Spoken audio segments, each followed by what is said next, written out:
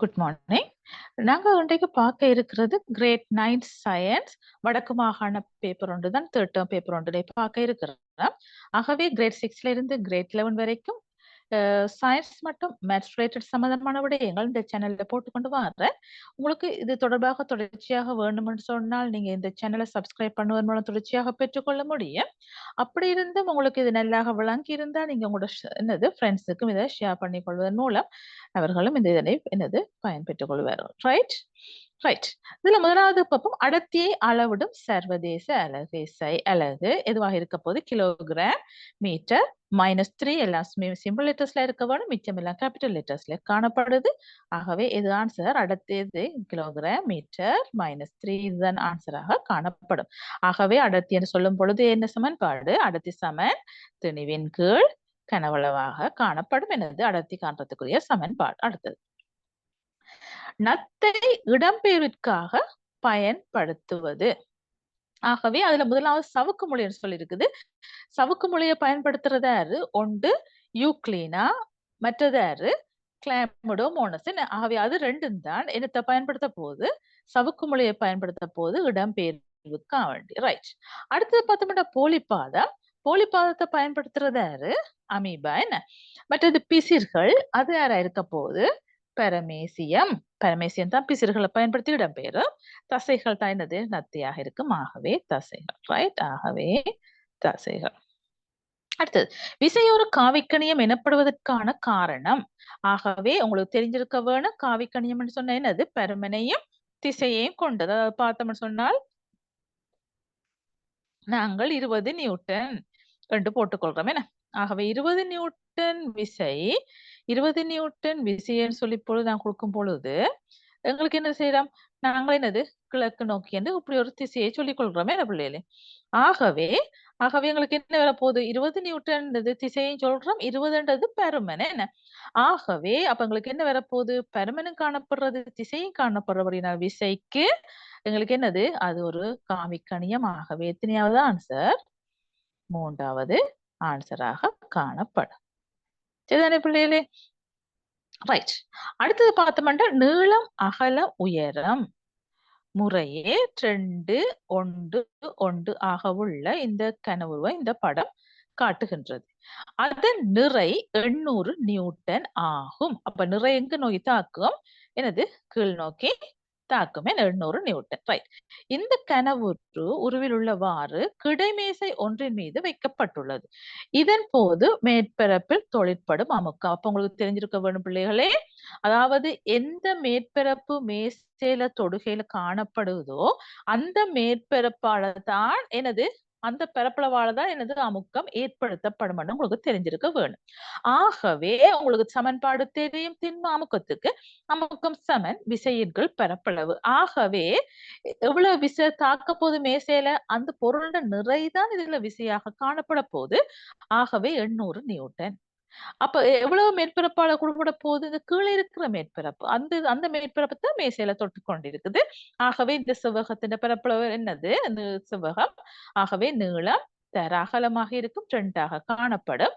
ஆகவே விசைய பரப்பளவால பிரிச்சளவு வரப்போது 800 2ஆல வகுத்தீங்கன்னு சொன்னால் எவ்வளவு? 400 இருக்கும். ஆகவே 400 பெஸ்கலாக காணப்படும். சரியா? ரைட். ஓகே. அடுத்ததை பார்த்துக்கொள்வோம்.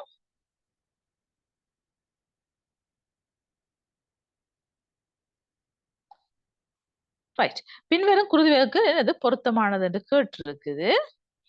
ரைட். பொருத்தமான கேட்டிருக்குது. ஆகவே என்னது? முதலாவது பார்த்தோம்னு சொன்னால் குருதி வகை ஏ. ஏ வந்து யார் யாருக்கு கொடுப்பார்? ஏ வந்து கொடுக்கிறது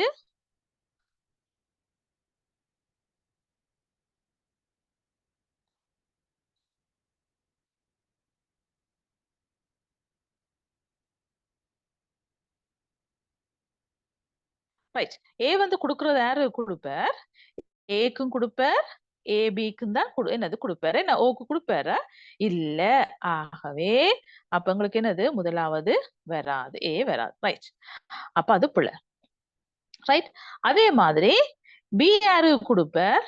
பி வந்து பிக்கும் கொடுப்பார், ஏபிக்கும் கொடுப்பார். ஆகவே அது சரி, என்ன மற்ற ரெண்டும் கொடுக்க மாட்டார். ஆகவே அதுதான் ஆன்சராக காணப்படும். அதை பார்த்துக் கொள்வோம். ரைட். ஆகவே அதுதான் ஆன்சர். ரைட், அது சரி. அடுத்தது ஏபி. ஏபி வந்து என்னது? அவர் வந்து யார்? ஏபிக்கு மட்டும்தான் கொடுப்பார். ஆனா மிச்சம் எல்லார்ட்டையும் இருந்து வாங்குவார். ஓகே, ஆகவே அவர் எப்படிப்பட்ட ஆள் இருப்பார்? சர்வ வாங்கி என்று சொல்லிக் கொள்றோமே. ஆகவே இதுல என்னது? இந்த இதெல்லாம் என்னது? பிக்கு கொடுப்பாருன்னு போட்டிருக்குது. ஆகவே அது புல. அடுத்தது ஓ. ஓ வந்து எப்படிப்பட்டால் எல்லாருக்குமே கொடுப்பார். ஆகவே அவர் எப்படிப்பட்டால் சர்வ வழங்கி என்று சொல்லிக் கொள்றோம். ரைட். ஆகவே என்னது? எத்தனையான சரியானபடியா போட்டிருக்குது? பி வந்து சரியான இதுதான் கொடுத்துரு. என்னது? பிக்கும் ஏபிக்கும் கொடுப்பாரு. ரைட். அடுத்தது மா போன்ற மரங்களில் போகம் தப்பிய காலங்களில் காய்கள் தோன்றுவதை தூண்டக்கூடிய ஓமோன். இந்த ஓமோன் சைட்டோசோல். ஆகவே சைட்டோசோல். ரைட். ரைட், அதுவாக காணப்படும். ஆனா நாப்தலின் அசெட்டிக் ஆசிட் எல்லாம் என்னது? தண்டுகள்ல இருந்து என்னது? இந்த முதிர முதல் என்னது? காய்கள் விழுகிறத தடுக்கிறது. என்ன? ரைட். அடுத்தது பார்த்துக்கொள்வோம். இதுல சில இதழ் தந்திருக்குது. இதுல ஒவ்வொன்றும் என்னென்னு கண்டுபிடிக்க சொல்லி கேட்டிருக்கு. ரைட். இதுல முதலாவது பார்த்தோம்னு சொன்னால் யாரு? நீர் மூலக்கூறு. என்ன? இது முதலாவது நீர் மூலக்கூறு H2O. ரைட். அடுத்தது யாரு? அப்ப இதுல என்னது? இது ஒட்சிசனாகவும் இந்த கீழே இருக்கிற ரெண்டு இதுவும் என்னது? ஐதரசனாகவும் காணப்படும். சரியா? அடுத்த இது யாரு? கார்பனில் ஒட்சைட் வாயு CO2. என்ன? ஆகவே இவர் வந்து யாரு? கார்பனில் ஒட்சைட் வாயு CO2. ரைட். CO2 ஆகவும். ரைட். அடுத்தது பார்த்தோம்னு சொன்னால் இது வந்து யாரு?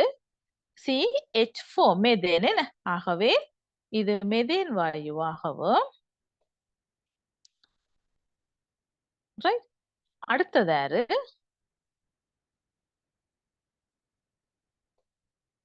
என்னது? இது வந்து என்னது? அமோனியா NH3 அமோனியாவாகவும் காணப்படும். சரிதானே? ஆகவே இது வந்து அமோனியா NH3 அமோனியாவாக காணப்படும். சரிதானே பிள்ளைகளே? ஆகவே உங்களுக்கு இந்த சூத்திரம் மட்டும் இல்ல, இந்த கட்டமைப்புகளும் கீற தெரிஞ்சிருக்க வேணும். ஆகவே பாப்போம் எத்தனையாவது ஆன்சர்னு சொல்லி. ரைட். ஆகவே முதலாவது நீர் மூலக்கூறு, இரண்டாவது கார்பன் ஆக்சைடு. ஆகவே பார்த்தோம்னு சொன்னால் ரைட். முதலாவது நீர் மூலக்கூறு வர வேணும். ரைட். ஆகவே முதலாவது நீர் மூலக்கூறு. ஆகவே இந்த ஆன்சர் முதலாவது கார்பன் ஆக்சைடு போட்டிருக்குது. ஆகவே அது பிழையானது. ரைட். அது 3. அடுத்த பாவம் என்னது? இரண்டாவது யார் வரணும்? கார்பன் ஆக்சைடு வாயு. ஆகவே மிச்சம் ஒன்றுமே ஆன்சராக காணப்படாது. ஆகவே எத்தனையாவது ஆன்சர்? 3வது ஆன்சராக காணப்படும். சரியா? முதலாவது நீர் மூலக்கூறு, இரண்டாவது கார்பன் ஆக்சைடு, மூன்றாவது மெதேன், நான்காவது அமோனியாவாக காணப்படும். ரைட். பின்வரும் கதிர்வரப்படங்களில் மிகச் சரியானது என்று கேட்டிருக்கு பிள்ளைகளே. ஆகவே இதுல பார்த்தோம்னு சொன்னால் இது எப்படி? கண்ணாடியை விட நீர் அடர்த்தி குறைஞ்சது. அப்ப அடர்ந்த ஊடகத்திலிருந்து அரிதானது ஊடகத்துக்கு போகும் பொழுது, அதாவது இது செவ்வனை நோக்கி போகாது. எப்படி? செவ்வனை விலத்தி முறிவடையும். இப்படித்தான் வரும். இந்தியால சைட்ல வரும் விலத்தி. ஆகவே அது வந்து கொள்ளாது. சரிதானே? ஓகே. செவ்வனை விட்டு விலத்தி முறிவடையும்.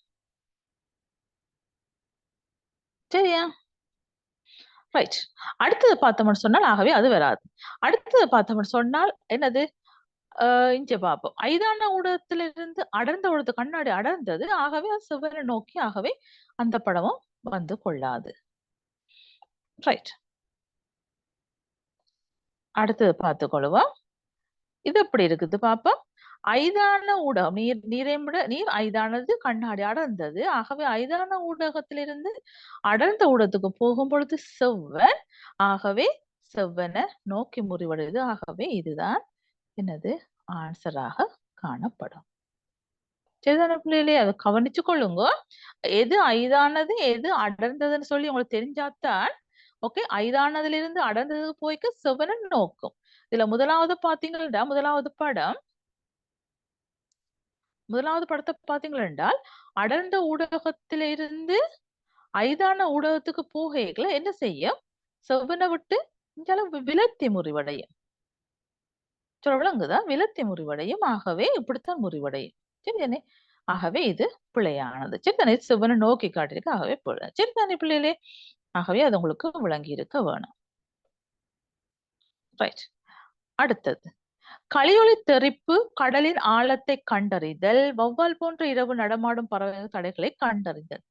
ஏபிசியில் தெறிப்பொலி பயன்படுத்தப்படும் சந்தர்ப்பங்கள் எது அல்லது எவை? அப்ப களியொலி தெறிப்புண்டன, கடலொலி கடலின் ஆழத்தை அறியறண்டன, வௌவாலை இரவுல நடமாடைகளை எல்லாமே என்னது அந்த தெறிப்பொலியை பயன்படுத்தித்தான் என்னது இதெல்லாம் நடக்குது. ஆகவே மூன்றுமே சரியானது. ஆகவே இந்த ஆன்சர் இருக்க போது ஏ பி சியாக காணப்படும். சரி பிள்ளைகளே, ரைட். அடுத்தது என்னது 3 வகை பார்த்திருக்கிறோம். ரைட். இதுல பார்த்தோம்னு சொன்னால் இது எப்படிப்பட்ட நெம்புகோலா இருக்கு? அதாவது நடுவுல பொருதி வாரது 1ஆம் வகையும், நடுவுல சுமை வாரது 2ஆம் வகை, நடுவுல எத்தனம் வாரது 3ஆம் வகை நெம்புகோலாக காணப்படும். ஓகே. ஆகவே இதுல முதலாவது கேட்டிருக்கு பி கியூ ஆர்க்கு பொருத்தமாக அமையக்கூடிய உதாரணங்கள் முறைய. முதலாவது பார்ப்போம் கத்திரிக்கோள். கத்திரிக்கோள் என்னது நடுவுலதான் பொருதி காணப்படுது. ஆகவே அது 1ஆம் வகை நெம்புகோல். அது சரி. கியூ தூண்டில். தூண்டில் எத்தனாம் வகை நெம்புகோல்? 3ஆம் வகை நெம்புகோல். ஆகவே என்னது நடுவுல எத்தனம் வரும். ஆகவே அது அப்ப அது கொள்ளாது. சரிதானே? ரைட். அடுத்து 2வது ஆன்சரை பார்த்துக்கொள்ளுவோம். மற்றது பாக்குவட்டி. பாக்குவட்டி எத்தனாம் வகை நெம்புகோல்? 2ஆம் வகை நெம்புகோல். அடுத்தது பாவம் 2வது. ஆகவே முதலாவது ஆன்சர் வராது. முதலாவது கத்திரிக்கோள் சரி, 1ஆம் வகை நெம்புகோல். பாக்குவட்டி ஓகே சரி, நடுவுல சுமை வச்சு பாக்க வச்சு வெற்றம். ஆகவே 2ஆம் வகை நெம்புகோல். தூண்டில் அது 3ஆம் வகை நெம்புகோல். ஆகவே என்னது அழகாக அது ஆன்சர் கொடுக்குது. ஆகவே எத்தனையாவது ஆன்சர்? 10வதுக்கு 2வது ஆன்சராக காணப்படும். சரி, ரைட். அடுத்தது பார்த்துக்கொள்வோம்.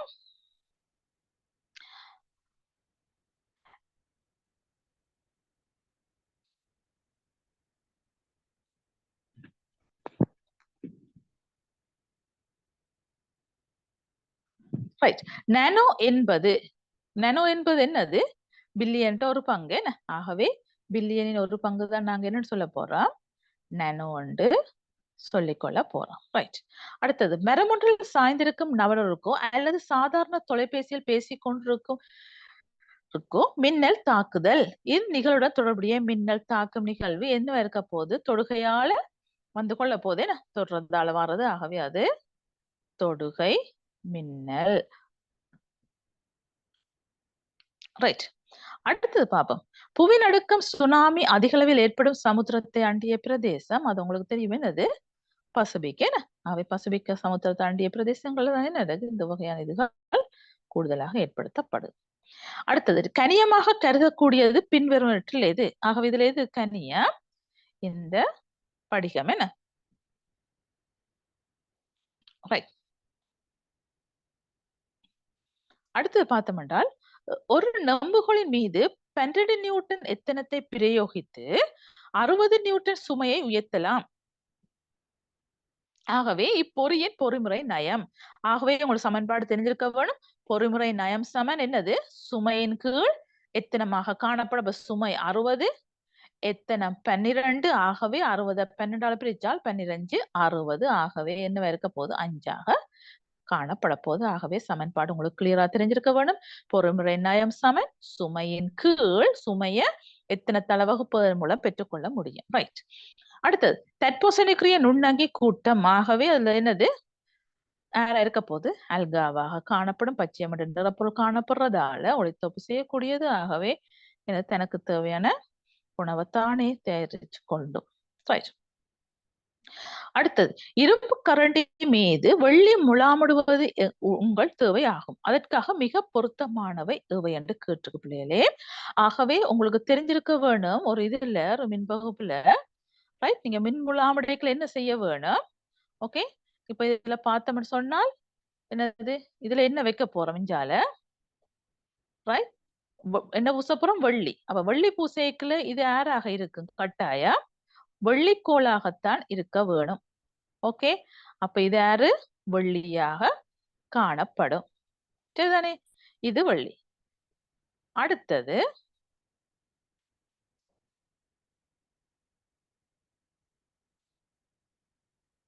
சாரி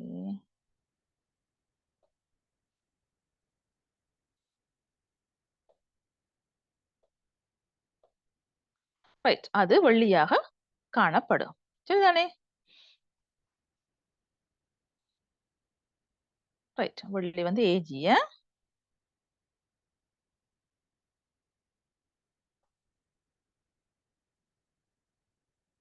ரைட், இது என்னது வெள்ளியாக காணப்படும். ரைட், அடுத்தது பார்த்தோம்னு சொன்னால் அடுத்த பக்கத்துல என்ன வைக்க போறோம்? என்னது இரும்பு கரண்டி. சரிதானே?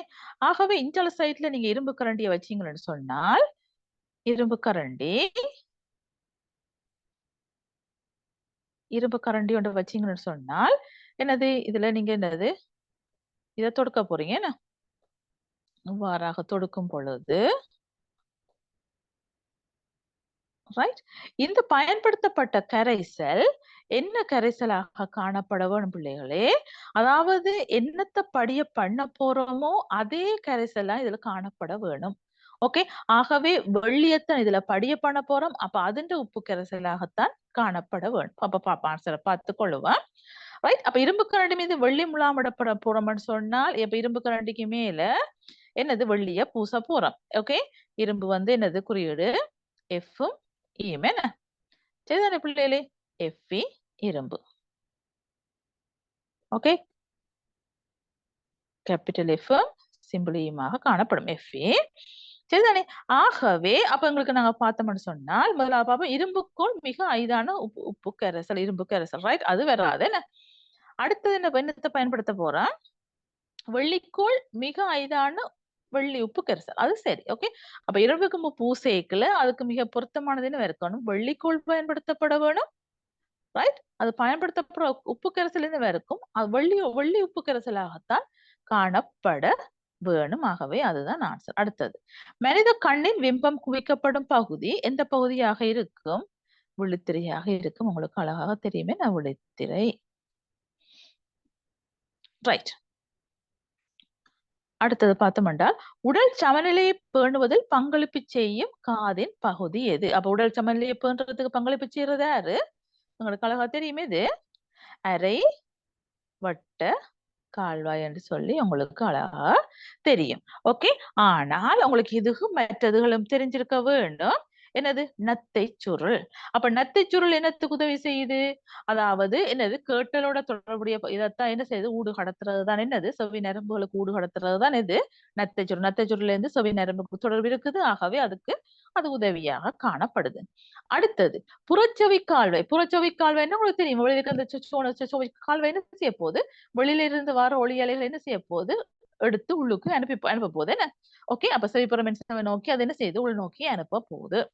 அடுத்தது செவிச்சிற்றன்புகள். அப்ப உங்களுக்கு தெரியும் என்னது? காதுல 3 செவிச்சிற்றன்பு இருக்கு. சமட்டியூறு, பட்டையூறு, ஏந்தியன் 3 இது காணப்படுது. அது என்ன செய்ய போகுது? செவிப்புற மின்சவில இருந்து ஒளியலைகளை வாங்கி எங்க கொடுக்க போகுது? எங்களுக்கு நத்தை சுருளுக்கு கொடுத்து கொள்ள போகுது. ஓகே பிள்ளைகளே, ஆகவே எங்களுக்கு இதெல்லாம் எங்களுக்கு தெரிஞ்சிருக்க வேண்டும். சரிதானே? அடுத்தது இலங்கையில் கிடைக்கப்பெறாத இரத்தின கல் வகை எதுவாக இருக்க போது? புஷ்பராகம் கிடைக்கும், வைடூரியம் கிடைக்கும், நீல ஆறுநூல் கிடைக்கும். ஆகவே எதுவா இருக்க போது? வைரமாக காணப்பட போகுது. ரைட், அடுத்தது 2000க்கு மேற்பட்ட ஆண்டு முழுவதுமான மலைவீழ்ச்சி தாவர உச்சிகளில் படையாக்க 400 உயரமான வளர்ந்த தாவரங்களை